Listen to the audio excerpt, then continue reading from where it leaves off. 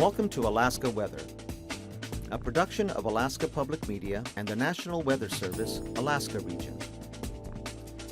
Produced and broadcast daily from the studios of KAKM, Alaska Weather provides complete forecasts, public, marine, and aviation for all of Alaska. Alaska Weather is made possible by the following sponsors. Indie Alaska is an innovative weekly web series capturing the diverse and colorful lifestyle of Alaskans. Real stories of everyday Alaskans at work and play. Supported in part by Alyeska Pipeline Service Company.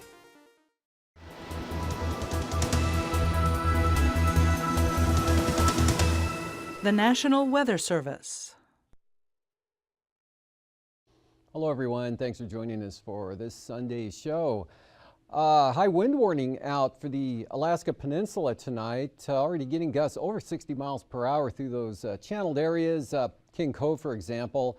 And so storm warnings are out for the marine area here from Sitkinak all the way down to Cape Sarachev with those strong winds. Mostly, again, the channeled areas there coming out or on the south side of the peninsula. We'll see the hurricane force winds. And moving along, satellite imagery here out to the west, pretty good storm here. You can see south of the western Aleutians and another one up here in the Sea of AKwx. And it looks like actually that's the remnants of a typhoon down there over Japan. And this system, it looks like, will stay mostly to the south. This one will take off to the north, but eventually drive a front eastward and bring some gale force winds into the Aleutians as early as tomorrow sometime for the western areas. Then it looks like gale force winds will push into the central Aleutians. Minimum gales tomorrow night. Could see some 40-knot winds with that, but then those will drop off to under gale force on Tuesday as it kind of stalls out and weakens over the central Aleutians. But that'll push this ridge over the Bering Sea off to the east. So this northerly northwest flow, very persistent, will gradually begin to diminish and shift a little bit to the east. For the Gulf of Alaska, big front moving into the southeast coast, rotating northward and bringing gale force winds here all along the coastal areas. That pushing inland now, so conditions improving there down over the southern southeast coast with the rain heavy at times changing over to showers. Looks like some clearing even showing up here over Prince of Wales Island. Definitely back out to the west, the colder showery air shown here by the broken cumulus there, but really jacked up low, pulling back to the west toward Kodiak Island. So we've got gale force winds wrapping down into the island with rain, and this is going to rotate, continue, or actually pulling westward. It'll turn southwest and then drop to the south, and that's really going to tighten up the gradient tonight and keep those winds blowing for the Alaska Peninsula. Again, gusts 65 to as high as 80 or more miles per hour. Again, mostly in the channeled areas. Lighter winds back to the west. Pretty nice day here over the central Aleutians, and a few showers around Unalaska, but Nikolsky looks like it possibly may have seen the sun in that area, but pretty nice all the way out. Excuse me, you can see the cloud shield with that next system down to the south, which will for the most part stay down to the south and then be watching this area of moisture out to the west coming in later tomorrow. Back up over the interior, you can see southeast flow in this area and a clearing zone right through here with some sunshine. And not so much here in that area, but precipitation was pretty limited. In fact, the rainfall just now arriving along the coastal areas in some locations, but pushing into the eastern Prince William Sound location. Of course, Kodiak Island with that wound up low down in that area, they'll begin to rotate around. And up through the interior, a lot of clouds, areas of light snow, and also along the Arctic coast, those northeast winds continuing to blow 10 to 20 miles per hour. And then 15 to 30 mile per hour winds here from the Kotzebue Sound area right across the Bering Strait, as you can see, coming right down and across the Alaska Peninsula with higher speeds here as you head down to the south, but staying mostly to the west of Bristol Bay, where it was again mostly sunny today. And on the chart, here's that low pulling or coming back to the west, and that'll take off to the southwest there, and we already had a pretty tight gradient here across the southeast Bering Alaska Peninsula with those higher gusts already showing up. And then the front bringing the storm force winds and rain into the southern southeast coast. So again, that's now pushed off to the east. This is moving northward and weakening, and should see an increase in the clouds later tonight in the areas that broke out today, but not much change up to the north. Mostly cloudy. Areas of light snow, snow showers or flurries. Some areas could see some accumulation, but generally nothing too heavy up there.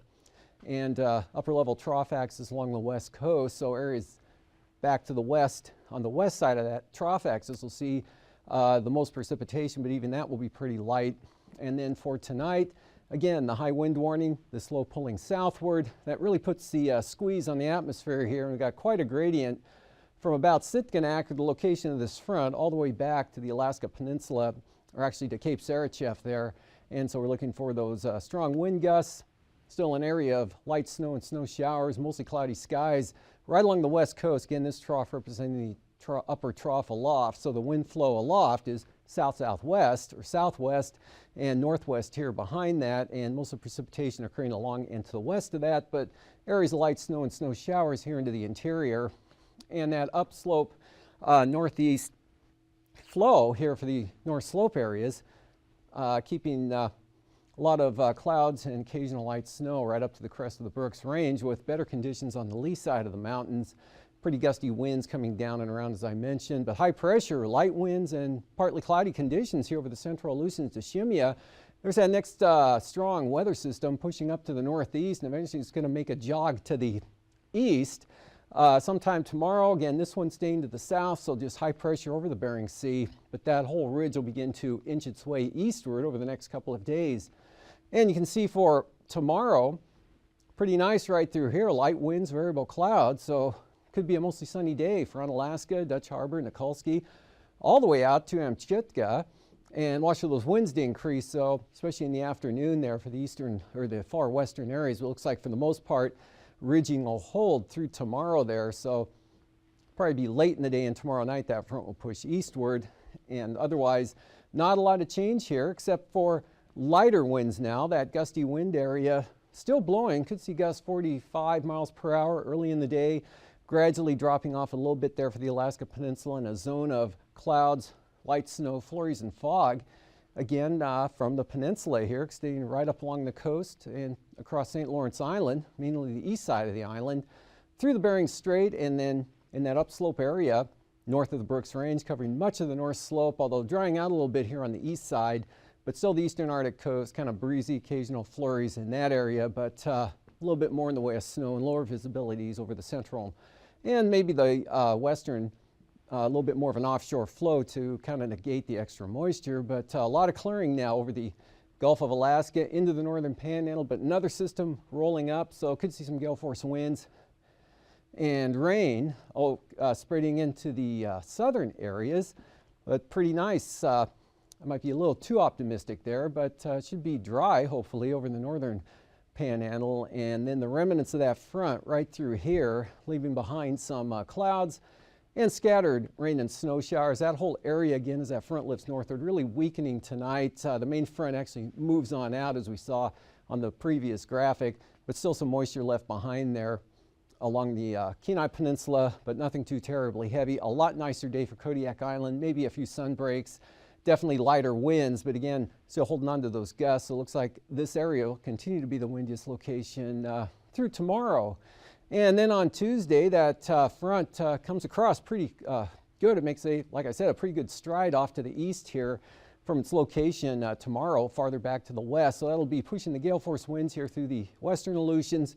Minimum gales tomorrow night in the forecast for the central Aleutians. And of course, rain, then kind of a weak low developing here as the whole thing stalls out. The main low pulling back to the north there, back to the north-northwest into the Russian Far East, and that's going to leave us with still ridging here over the eastern Bering Sea. That'll extend right down to the Alaska Peninsula, but you can see only 3 isobars now from Kodiak Island out to Cold Bay and Falls Pass there, so winds will be much lighter down into that 5 to 15 knot range or mile per hour range here in that area, with still some lingering moisture here for a few flurries over the Bering or the Bristol Bay area and the Bering Sea side of the peninsula here. Another mostly sunny day coming up for areas from King Salmon, Dillingham to Togiak, and areas up into the interior, but there'll still be areas also of scattered snow showers, especially right up through this zone. And then this upper trough axis, northwest flow aloft. So several impulses are going to be rolling on down to the southeast, but upper high pressure aloft will keep it mostly dry and cool over the northeast interior, and could still see some gusty winds at times, possibly on the eastern Arctic coast with the flurries and fog with that onshore component there, but not looking too bad. Probably be coming VFR for the Anaktuvik and Adigan passes with, of course, the lower conditions is off to the east. For the southeast coast, a couple of impulses rolling northward and weakening with some showers or light rain, and the stronger system, again, sliding southward aloft. So most of the storminess will be to the south, but some of these fronts will keep a chance of rain in over the southern southeast coast at times. And again, these weakening impulses will be coming northward. So there's a chance of some showers moving into the Haines area, Juneau, Skagway, back to Yakutat. Mixed rain and snow possible over Cordova, but mostly sunny skies here for Cook Inlet, Copper River Basin down into the Kodiak Island area. So a couple of nice days coming up for Kodiak, especially on Tuesday. Mostly sunny, light northwest winds. Temperatures along the southeast coast this afternoon range from the upper 40s to lower 50s, although Cloac was up to 55, 54 over at Cordova, 47 at Gulkana, 43 Talkeetna, near 40 Anchorage, 42 in Kenai, mid-40s for the Kachemak Bay area. Kodiak with the wind and rain, 37 degrees.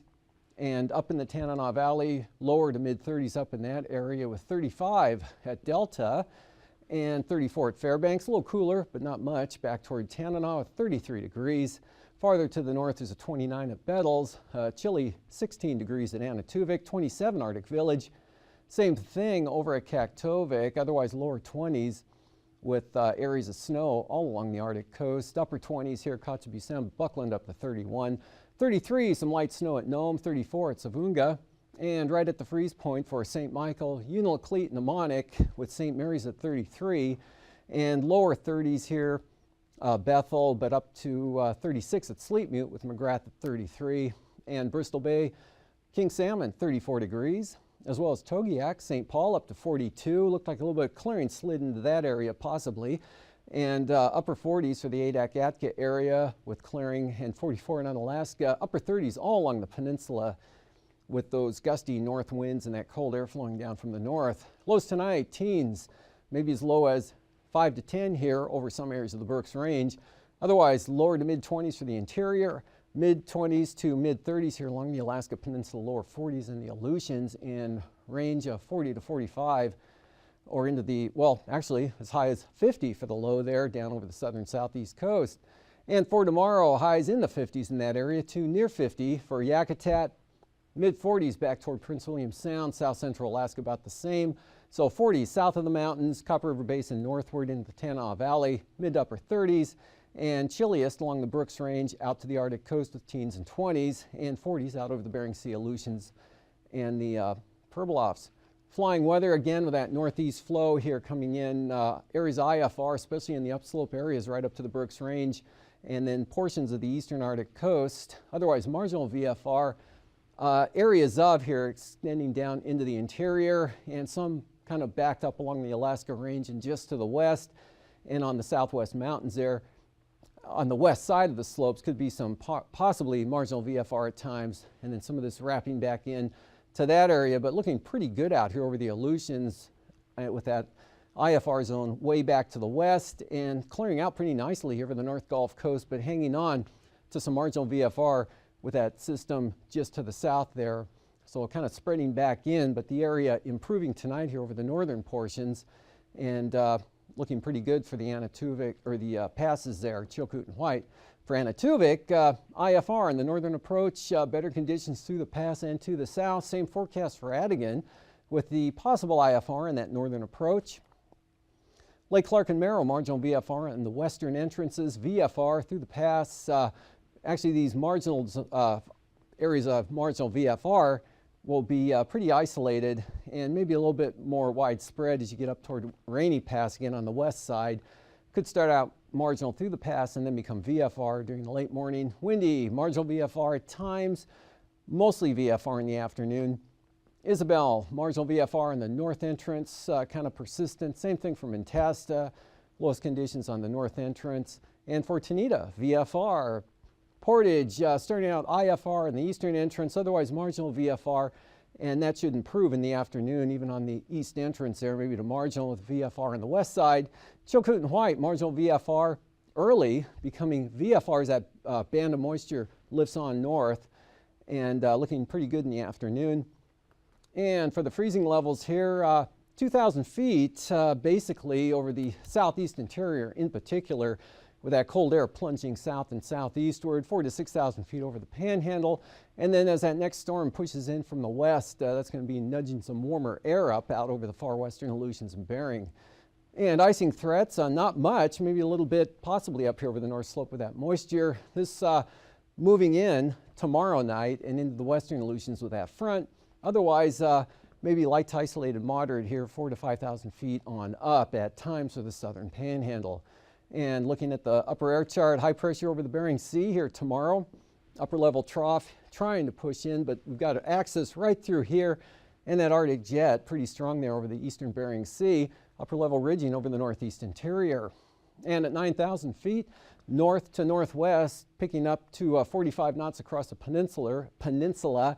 Of course, stronger tonight as that low rotates through. And that's the 50 knots there tomorrow. Southeast 35 for the southern Panhandle. Again, strongest winds. Dixon entrance down toward the Queen Charlotte. Still this north to northwest flow, but beginning to diminish, but holding about 50 knots. High pressure over the Bering Sea. Turbulence, moderate chop there in the turquoise area, as well as out to the west. This will probably disappear, and the whole area will become narrower on Tuesday. And after the break, I'll be back with the marine forecasts. We have a big solar flare coming in, so we're out here on an aurora hunt. It's a CME, it's a dynamite, coronal mass ejection. It's when the sun, it kicks off energy and these explosions that are larger than the Earth, explosion type things, coming off of sunspots. And if that energy is pointing straight at the Earth, it gets caught up in our magnetic field, and that energy, electrons, come down our magnetic field, collide with oxygen up there about 50 or a couple hundred miles high, and that's what generates the northern lights.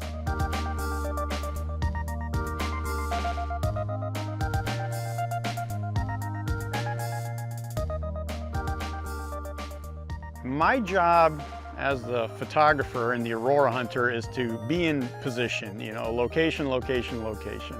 And I like to think I'm composing. Mother Nature, it's a bit of a teamwork thing, you know, she's got to put on the show, but I have to be in the right position and of course with the right tools and the know-how. I've stopped keeping track of how much time I spend out here in terms of hours. It's more in terms of weeks or months, or at this point years now. You know, it was always in me. Even when I was a kid growing up in the lower 48, I would spend nights sleeping on our trampoline, just staring at the stars. I'm in 4th grade and I'm going, wow, look at those stars. And I'd see how many nights in a row I could sleep on the trampoline. And I think my record was 23 nights in a row. So I was doing kind of strange things for an Iowa country boy. I can remember specifically the very first time I saw the northern lights. It was 1989, the peak of the solar cycle, and I was going to graduate school in Laramie, Wyoming. And all of a sudden we had heard the northern lights were out. It's like, what are those? I'd never really seen them before. And my goodness gracious, we were on top of a mountain in the Laramie Range and they were turning blood red. And I was like, oh my gosh, this is the most beautiful thing I've ever seen. And the very first picture I took, that was 1990. Now, an old film camera, Pentax K1000 on a plastic Kmart tripod. Took 2 shots on slide film and got them back. And I thought, oh my gosh, this beautiful green thing swirling about. And from that moment, I was hooked. When I realized that you could preserve the auroras on film, I just experimented a ton. I'd had a heaping stack of of slides, the no good ones, the experiments gone wrong, you know, too dark, fuzzy, out of focus, too light. I had this huge garbage can full of excess slide film, and that was just the learning curve. Well, when I go out here, it's all about getting the shot. And my wife and I, we've called it the hero shot. But the hero shot is the one where you just come home and you go, look at this. And everyone goes, wow, and you feel like a hero. It's a wonderful feeling, you know. It's good for the ego, of course. It's good for the business. But if you kind of strip that away, it's good for what's inside you, because that's really the hero moment in nature. And Mother Nature's putting on this show that is just mind-blowing. It's unbelievable. When I first resigned from my day job, that was in 1996, and decided I wanted to become a full-time aurora hunter, my goal from that moment and to this day still is to get one hero shot a year. I figured, and I'm talking the kind that somebody wants to buy from you and hang on their wall, where the auroras are extremely bright, very active, turning colors, where you can't believe your eyes. If you're going to preserve a little sample of that with a photograph, well, it's what we call the hero shot.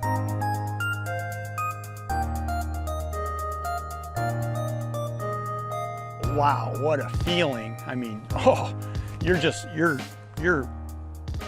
elevated, levitating, you're lifted up. Your spirits are so high that I love that feeling. And I think I get that so much from seeing cool things in nature that I will go way out of my way to find that. And I can, you know, the next day, well, I'll be just laying there thinking about it and thinking how lucky I was, or how fortunate. Of course, I just, you know, spent 2 weeks sitting there staring at the sky and not seeing anything, so you got to remember that, you know, luck is kind of a relative term, but I still just feel incredibly lucky to be even in a position to where I could have been there, taken a photograph of it, and just mainly experienced it. Well, that feeling could last for days.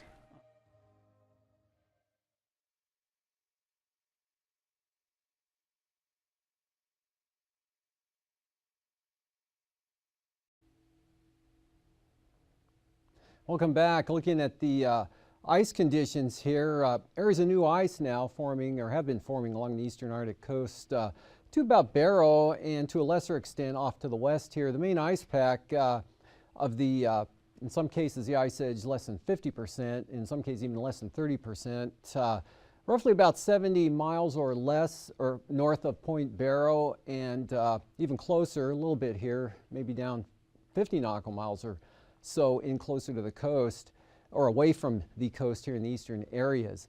So moving on to the marine forecast. Again, gales possible tomorrow here, Prince of Wales Island in this zone, dropping back to small craft advisories, down to 20 knots from the northeast, and then more of a north or northwest direction, 15 to 20 knots from the north coast. Lincoln Island, Glacier Bay northerlies at 20, and then look for the winds to increase here, mostly southern areas, up to small craft advisories tomorrow.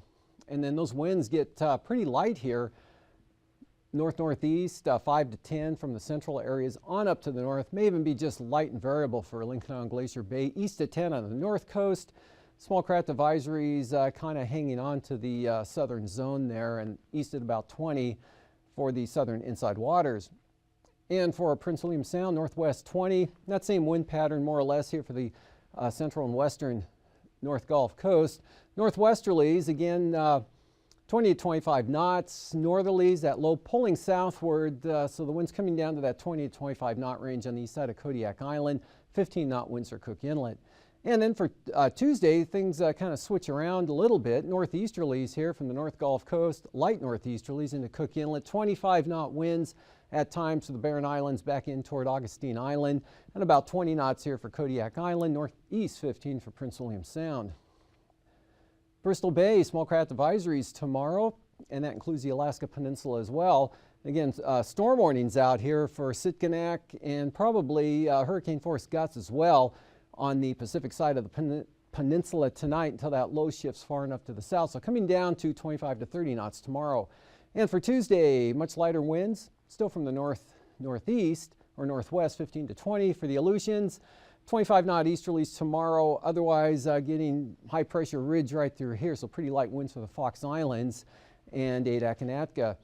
And then with that front driving eastward, you can see here behind the front northwesterlies, 25 knots with dropping back towards Shemya.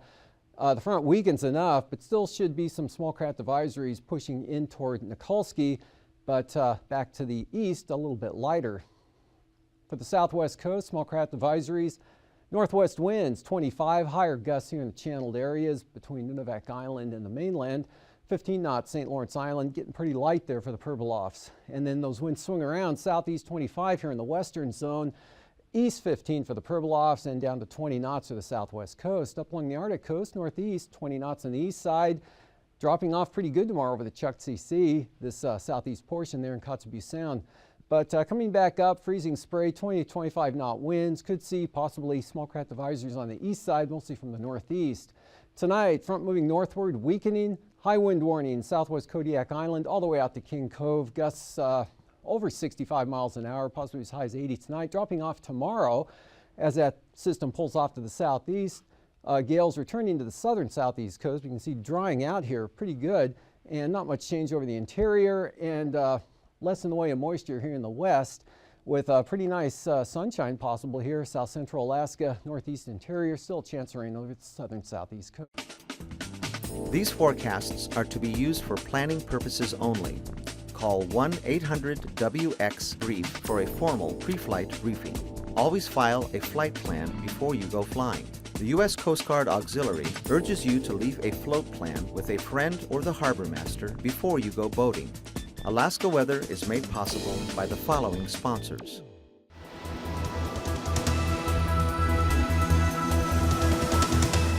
The National Weather Service.